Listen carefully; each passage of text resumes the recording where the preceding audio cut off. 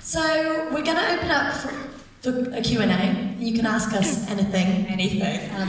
About the book, the dark, or anything. But before that, we like to talk a bit about why we made the documentary and wrote the book.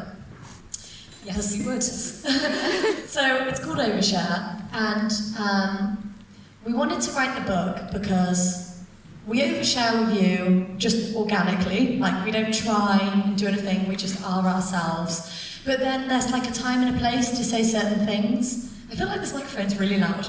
That's just your voice. It's not on.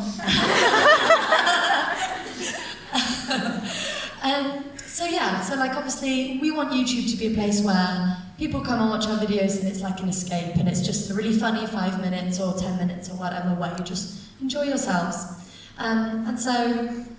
But then, you know, we're so close with you and we want to tell you everything, but then like we didn't want to sit and cry on a video because that'd be weird. So we're like, okay, let's just write down all our problems in a book and then try and make it funny as well. So that's why we wrote the book. And try and make some money. Yeah. We also tried to as well. And I'm really proud of the book and I'm really proud of the feedback we've got. And so far, I keep saying this in all shows, but so far we've got 90 5-star reviews and no other, like, no 4-star, 3-star, 2-star ones. Someone's going to be an asshole though, aren't Not like you, but and my publisher said to us she's never seen that ever in her publishing. She's never seen like pure 5 stars. So that makes me really, really proud because we worked really hard. We worked like 18 months on the book. You know, and we cared so much writing it. We were like, I want it to be good.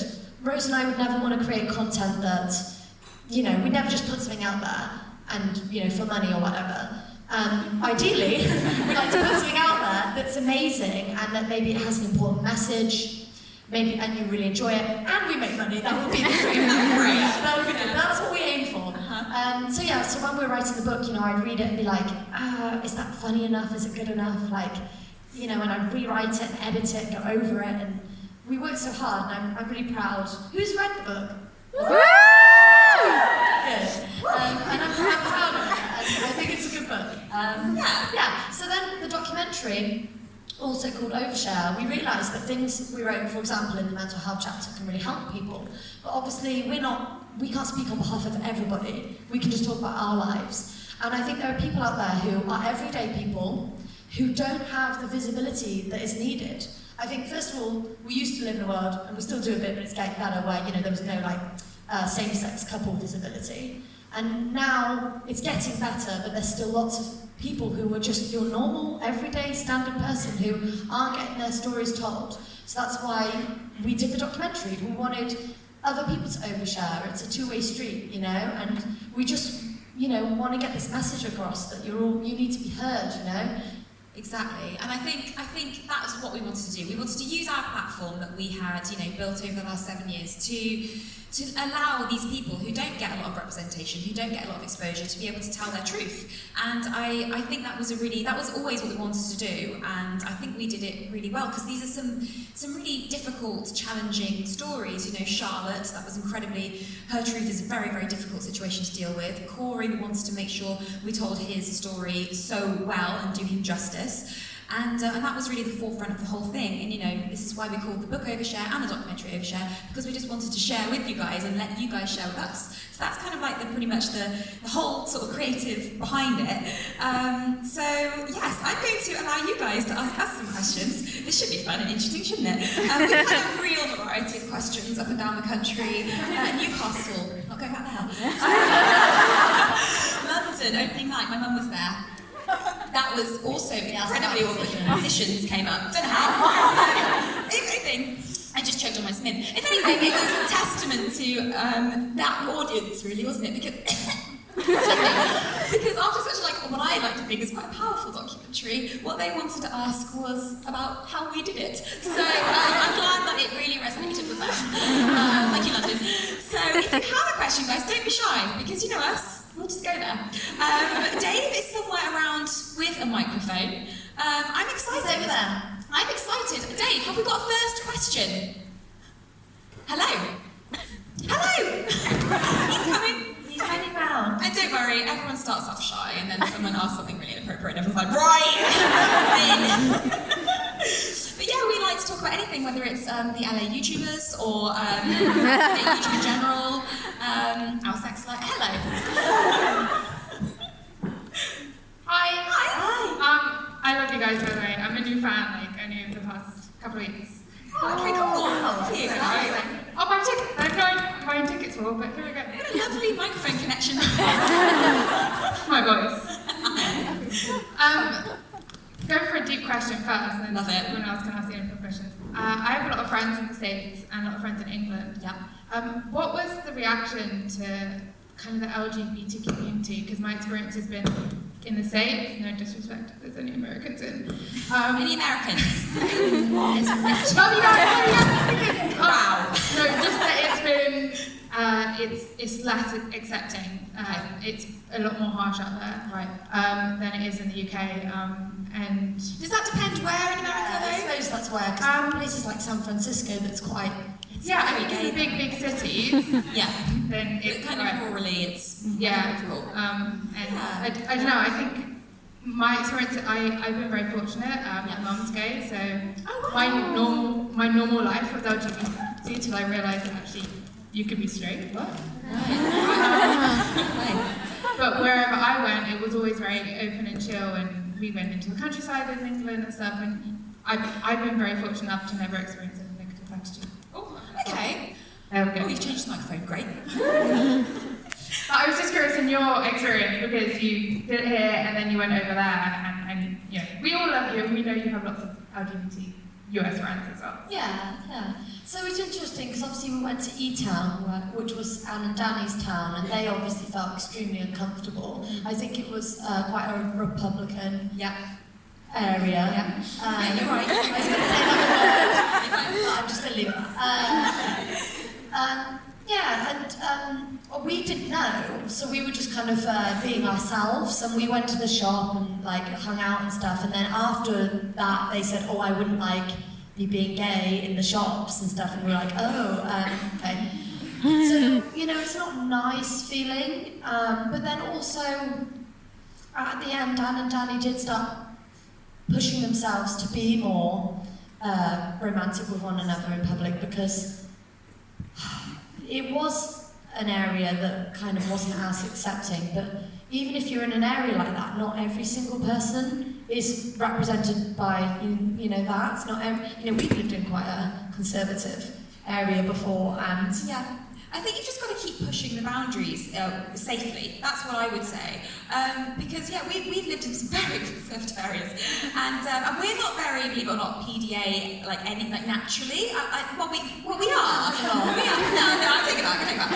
We are, but we're not kind of like making out in the cereal aisle. Do you know what I mean? But for us, yeah, we've had situations where we've been kind of heavily judged just for holding hands on a dog walk. And I think, oh, that's so horrible. Like, why would you put that out there? So, and also we're from very small towns, and I didn't come out in the town that I grew up in because they wouldn't have understood it. Because, you know, most of them aren't literate. So it wasn't a very safe, comfortable environment for me to do that. And it was only when I kind of moved to Worcester and met Rosie that I felt more comfortable to be in a relationship and be sort of like publicly, you know, together. I think it's just one of those situations where you've kind of safely got to be the change you want to see, haven't you? Because, like Rosie said, a lot of people might actually quietly admire you for being publicly in a same-sex relationship. You can't be in everyone's head all the time, so even though generally you might feel like this is not a particularly tolerant, accepting atmosphere or environment, yeah, it's down to the individual. It is, and you know, you might even start something up, you know, start a bit of a trend. Not that it's trendy to be gay. Everywhere we've been, like, we've lived in some, like, difficult areas, and then, but all our, like, neighbours and everyone had always been absolutely fine with it. We used to live by an outwardly homophobic guy. Yeah, horrible. I wrote about him in the book, which I'm sure is available on Audible, if you guys didn't know. But yeah, we did, and that was a really uncomfortable situation. In fact, that was probably the worst times I've ever experienced homophobia, when I walked into this shop, and he was in England, and he was the owner of the shop, and he tried to work out why Rosie and I were living together, because we lived next door. He said, well, you you friends? Are you sisters, obviously? I said, no, we live together. And he went, not like that though, not like that. And he got really up in my face and he said, because if it was like that, I'd have to get my gun. Is what he said. And I just took my milk and I left. And I never went in there again. Who has a gun though? Well, he obviously didn't have a gun, but that happened in England, which I thought was really bizarre because I'd never experienced anything like that before. It was really horrid. And then we've been to places in America where I felt really accepted, like obviously the gay bits of LA. I do think it is down to the individual, even if the place like have all voted for a particular person or they all appear to be a certain way. You can't bunch everyone together like that. It's like school when I wouldn't know, I didn't come out of school, but I know some people that came out of school, and then lots of people were kind of like, oh yeah, I'm gay too, you know, and it's like, okay, that's great, you know. So I just think, you can't just assume all the time that people are going to be totally against you, because people might be really for you. You just got to be brave, but safe. Great question, very deep. What an intellectual in the building. I'm not alone. Right, next question. Oh, we've got a few. Dave, the room is going to get wild. Right, amazing. I came out when I was like 11, so I've kind of been like, I did the whole coming out thing when I was really young, and my parents were like, I'm totally chill with it, so I sort of never had a problem. But I met my girlfriend 3 years ago, and we've sort of been together, and she's still not out to her parents because they're like really homophobic, and I'm sort of not sure, I don't really see them much, but she's always like, I can't tell them, you just can't ever tell them. But because we've been together so long, I'm kind of wanting to like get engaged, and I'm hoping that we're gonna like live together. She's really far away.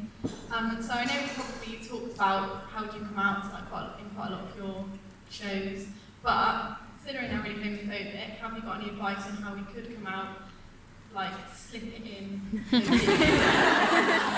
Probably, I really don't think you should, not that you are, but try not to rush your girlfriend because they're going to know their parents inside and out, and so I think if they're worried, you don't want to, not that you're doing this at all, but you don't want to be in added pressure, because obviously they know what she knows she's going to come out, right, at some point. She's not going to hide it forever, so she's already knowing, they're already homophobic and I've already got to tell them. But she wants to get married. She's a lesbian, she wouldn't want to do it on a second date. That's true. Would you like to continue? I will. I would tell them in a flash mob. No. It's really tricky, and Rosie's totally right, and she is right. You can't force someone because obviously they've grown up in an environment that isn't particularly, accepting and supportive, and you would want to be the most supportive thing in your partner's world, right? But I do also see your point. You want to move your life along, speedily. You want to get that kitten stuff. Also, this would be a really great excuse to do something really cool, like elope. Run away. I think that really, this is, maybe, I don't know how people are going to feel about this advice, but I think if you're living with homophobic parents, or your friend is, I sometimes think that they shouldn't come out to out of that situation, because I know it sounds like maybe a sad thing to say, like, oh, you can't yet. But I've had so many letters, and people who've said stuff like, someone said to me, oh, they came out while they were at home and their parents took all their money off them, took their car off them. Ultimately, I know it's really annoying, but your parents do have control while you're under their roof. So I think, I don't know how old you are, but I'd use an opportunity going to university, or if they can move out, and then I think they need to get out from their parents' control as much as possible. Then they have to come out when they've got more free will. It's true, having your own space definitely does help, and then obviously if you're out of that environment too, and being independent on your own, you can kind of have a chosen family as well for that extra support that you need. And I think having that support system is really, really important. It definitely is. And just for your confidence, and to feel validated and accepted by people that you've chosen to be around, rather than the people that, obviously have raised you, who don't offer that to you at that point. I do think it's important, so I do agree. Also, I think that being your girlfriend's rock is more important than getting married. It's more important. You want to get married, why, right? If you want to marry someone, it's because you love them and you want to be with them forever. So, but she wants it now. I know all about it. Hello. Yeah. alone. The future is bright. No, but best of luck. I'm sure everything will be And have a absolutely fine. secret engagement. So fun. Possibilities are endless. Use this. Write a novel, and it just, use Cash in on your story. Start a YouTube channel. Start mysecretlove.com. There you go. There you go. It's going to be fine. There's a lot of advice there, wasn't there? A lot of very different advice. I really got something from it. All right, next question. I'm excited. Oh, hello. As someone who's recently dealt with my gender identity and used you guys as a support network to feel comfortable in myself, how does it feel knowing that you are there to help people through it? Because without you, I probably would never have become comfortable with myself. Thank you.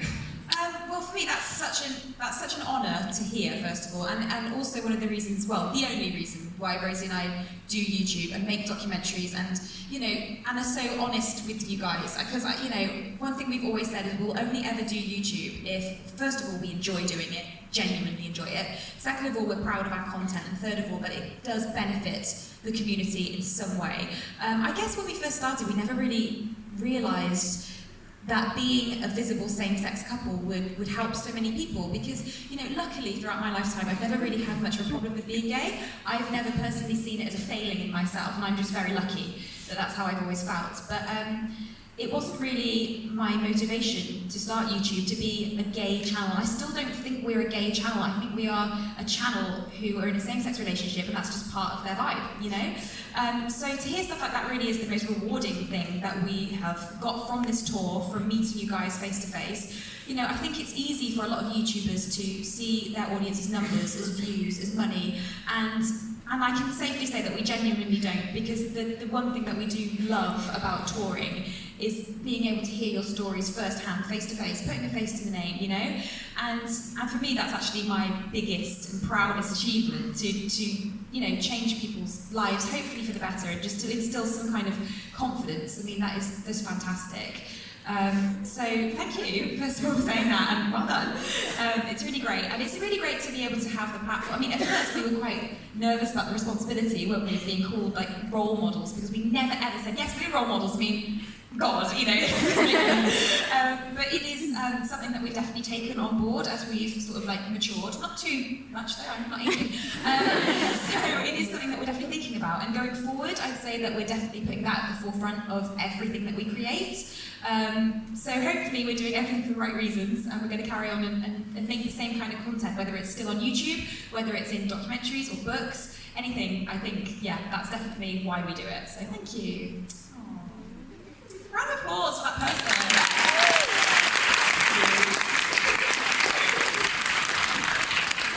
Okay, next question. Hi. Hello, where? Here. Hi. So this is actually a question that my partner wanted to ask, but they are very shy. Okay. My partner's trans, Okay. and they were really touched that you included Corey's story in the documentary, and they wanted to ask, did that sort of open your eyes a bit to trans issues? Is that something that is underrepresented? Absolutely. Yeah, so it was really, really important for us to tell Corey's story, because there obviously we had so many submissions and so many interesting, unique people, who had great stories that would affect people and help them. But it was really important for us to tell a story about someone who was transgender. And I think Corey was an incredible person, because he was good at oversharing, and it was brilliant. He was a great person to tell his story. I think that through doing YouTube, we have learned a lot of stuff. When we started the channel, I didn't really know about transgender issues. I feel like it wasn't as obviously people were transgender, but maybe I didn't see it as much. I don't know whether it was on social media as much. I do hope it's getting better, but I can see that that's a long way to go. But I've learned so much, and also from doing panels and stuff about gender identity. I don't know, when Rose and I talk about whether we have a child or not in the future, we know that how we want to bring it up, not with make a girl wear pink, and stuff like that. And I think we're learning, and I hope other people are learning. And I think what Rosie and I are about are just taking steps forward towards a more accepting place. And people should just be able to be themselves. And it shouldn't have to be upsetting for people. I really believe that they should just be able to be themselves and no one else. I just hate other people who are judging people and who are like, oh, why is that person wearing that or looking like that or whatever. What does it matter to you? And just let people be. And these rules, these gender rules are so stupid. Like who invented them and where did they come from? And when you actually take a step back, like, why is pink for girls and blue for boys and stuff like that. So yeah, I'd say we've learned a lot, and I'm hoping other people are learning, and I continue to learn because I don't know everything. But it was really brilliant. Definitely not. It was really brilliant being able to talk to Corey, and this is why he was so good because he was very candid. Yeah. And we could ask him questions, and it is interesting as well to learn like I was asking him has he gained male privilege and stuff like that. These are the questions, and he was like, yeah. And isn't that crazy? I think for me, I think it's about the lack of education and the fear of appearing ignorant. For me, I had so many questions for Corey, and I was nervous to ask them because I didn't want to sound ignorant to the point of being almost offensive. And I think that's the problem, because a lot of people would love to ask these very basic questions that I'm sure you've heard a million times before, and they don't do it because they're trying to offend. They do it because they want to know. And I think to a certain extent, we have to educate these people. I had to be educated. I'm sure I've asked questions that were probably silly, but without asking them. You did, by the way. You keep saying this, but I don't think you did. Thank you, Rosie. So no, I worry, but you're. I do worry. I'm really worried to offend people. Of course, that's the last thing you want to do. But this is the problem. I think if we don't ask questions, if we don't allow people to learn themselves, then there's going to be no education, and then people just won't ask at all, and that's going to be the total adverse effect. You don't want that to happen. So I think again, it's just about representation, visibility, and telling these stories, and hopefully we did him justice, because it was a really important story for us to get right. Woo!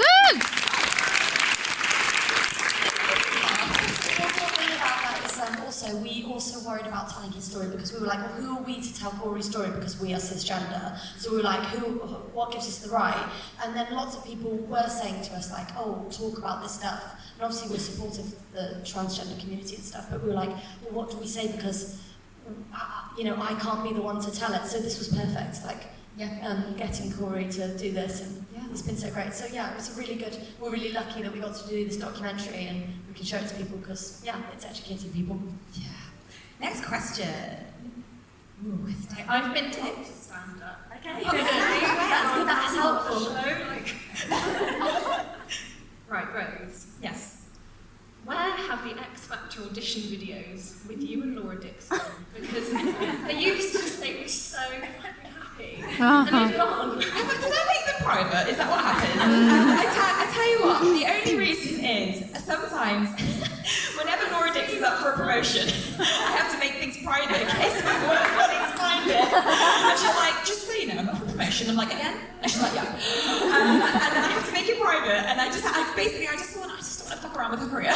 Even though I think it would go for her. I think it would go for her, but she's just worried, so sometimes we make them private. One day. She's up for a promotion now. Yeah, when she's promoted again. I'll just make them public again, and we can just all enjoy Laura and have all her glory. She's amazing. She hosted the London premiere. I asked her a week before, and I was like, oh, she'll just come out and say, welcome, Rosie, it's fine. She came out like, hello everyone, I'm Laura, very warm welcome to you all. And I was just like blown away. She's fantastic. It's hot about now, I'm not gonna lie.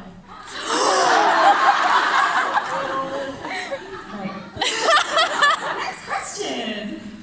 Hello, sorry I'm a bit nervous, but I'm sure many of the people here have, gone through hardships, accepted who they are and what they're going through. For me, my sexuality and coming out, it wasn't a great reaction, and in turn, I got loads of mental health issues that I wish I didn't have. Yeah. And when my parents noticed it, they told me, you need to go to the doctor, you need to get diagnosed.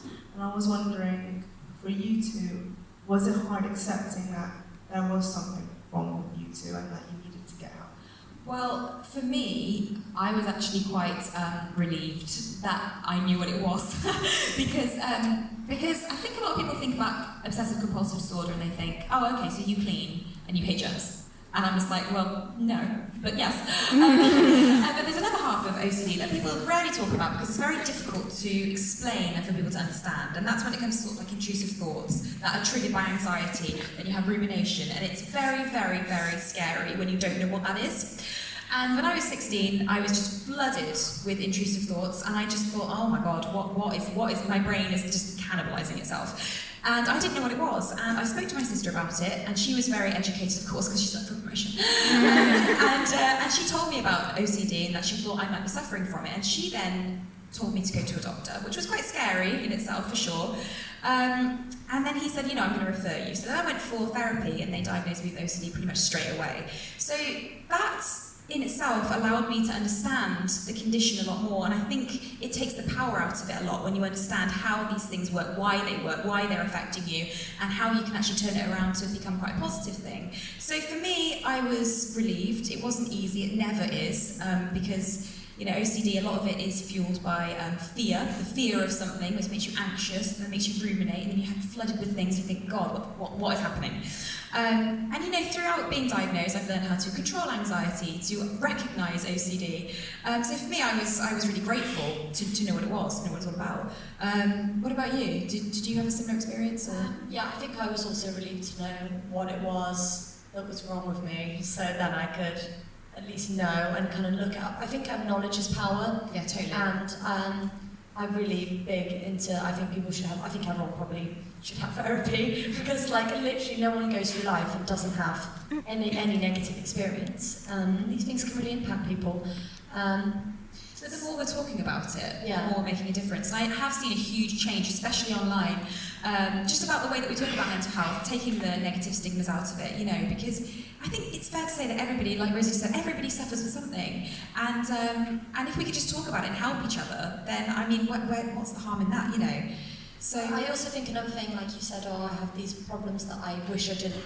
Well, of course, like no one wants these problems, but I think that just accepting that you do have some problems, it can be really beneficial, because when you're pushing something away, it just kind of makes it worse, makes the problem bigger, and you know, whereas if you're like, okay, this is me, this is what's going on, I don't know how long, whether it'll be forever, or right now, or a few years or months or whatever, but I'm just going to kind of accept it and learn my best how to cope. you've just got to own that a little bit, Yeah. you? You know?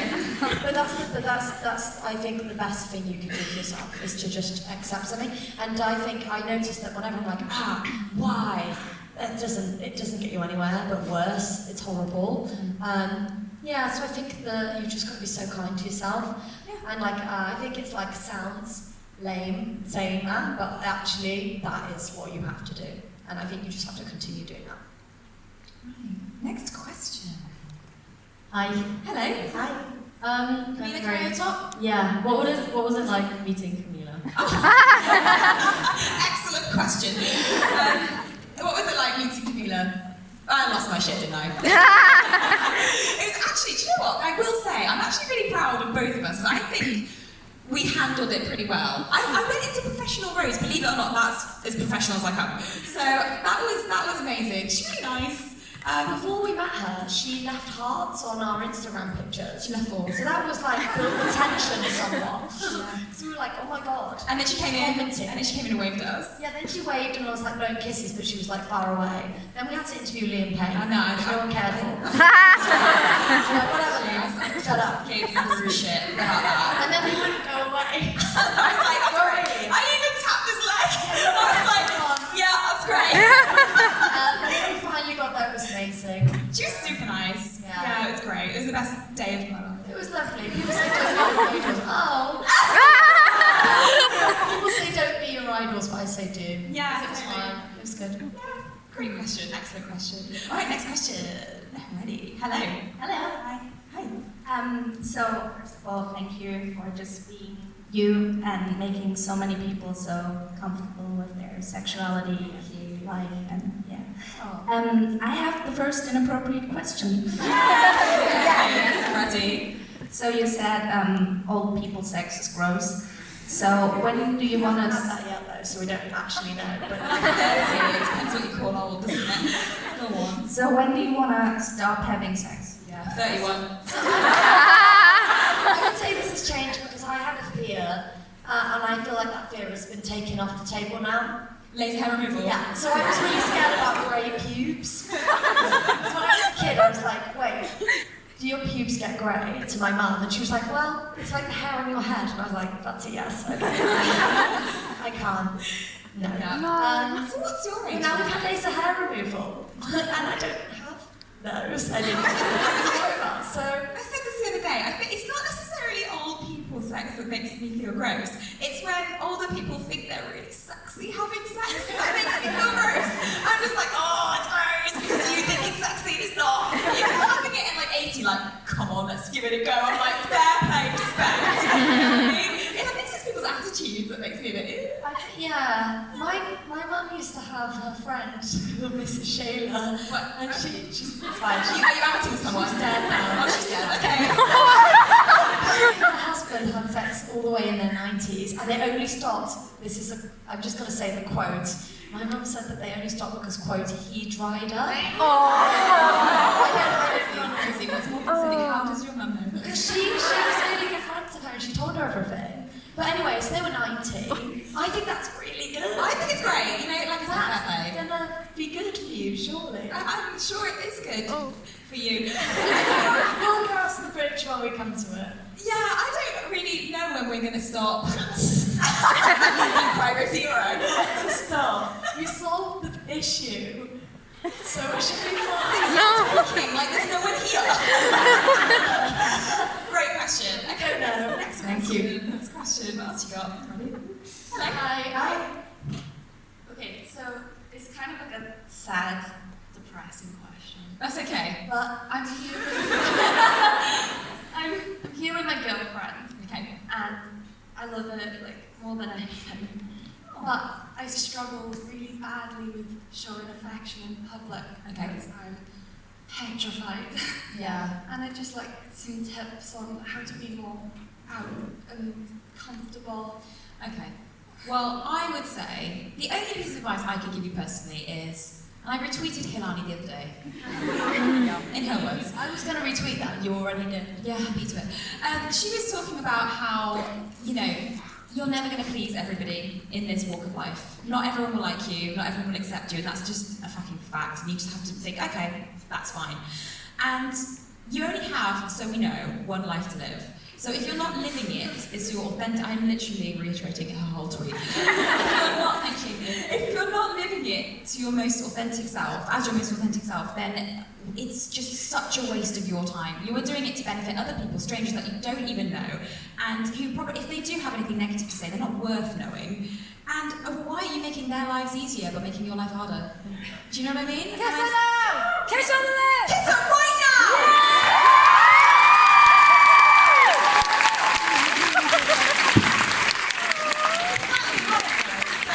Just try to be as honest as you can to yourself and each other, and just don't give a fuck what everyone else thinks. Also, if you don't face your fears, they grow and grow and grow.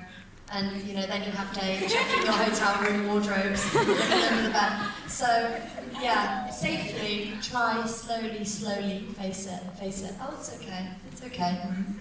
Yeah, and just No, be you guys, because you guys are great. And there's a lot of support here as well, so you know what? Alright, next question. Where are we, Dave? Hi. Hello. Hi. First of all, thanks again. I know it's already been said, but I know like everyone in this room really appreciates everything you do, and like all over the country as well. Thank you. Super kiss she's talking about. No. I was just asking for some advice because a lot of my friends sort of come to me to like tell them their problems, and obviously I love them a lot and I want to hear what they have to say and I want to help them through it. And you guys have obviously had a lot of people with a lot of different problems that have come to you and told you their story. And how do you sometimes, you know, separate yourself and say like it's not necessarily my duty to fix this, but also be comforting towards them? Yeah, I understand that because I find it really easy to worry about other people's problems, and then it's really hard to release that. Rosie is I take on so much problems, like, it's terrible. She worries about strangers and then I'll see someone in public and then I'm like, oh, that's my whole day gone. Yeah. Worrying about them. So I don't know how you get over that, Rose. Rosie doesn't know. I think you somehow have to find a way to just, like, detach yourself. Detach. I think it can be really hard. I think Rosie and I are the kind of people that genuinely do care about you guys and your stories and your struggles, and it can be really difficult sometimes, you know, especially actually Charlotte's. Charlotte, for me, her story was the most difficult, only because with OCD, one of my biggest worries is health concerns and losing people that I love, whether it's myself or Rosie or my family. And Charlotte's story and her struggle was kind of like she was living my nightmare. And I said to Rosie, wow, I'm really, it sounds very selfish, but I'm very worried that I'm going to take that story home with me and worry a lot about it. And you know, Rosie said to me, no, I don't think you will. I think what's going to happen is, you know, you're going to meet this girl who's incredibly positive, which she is. She's going through an incredibly difficult time, and she's the only thing that she's done is created, you know, she's got a charity, she's raising awareness, she's completely spun her nightmare into helping other people. And it made me think, okay, well, you know, we have such a great relationship with you guys, and we do listen to a lot of really difficult things, and a lot of you guys have suffered more than we have suffered, for sure. And I don't think there's anything necessarily wrong with taking a bit of that on board and having that humanity to feel for other people. It can get too much sometimes, but not. Personally, for me, I haven't ever been in that situation where I've been like, wow, God, what a nightmare. God, I need to go and, like, you know, relax at a spa or something. I think you do get like that though, because like we had to stop watching the news for a while because I think there was a period of time. No, I know this isn't. No, it's true. No, it's true. There was a period of time when like a certain person got elected and stuff. Loads of bad things was happening.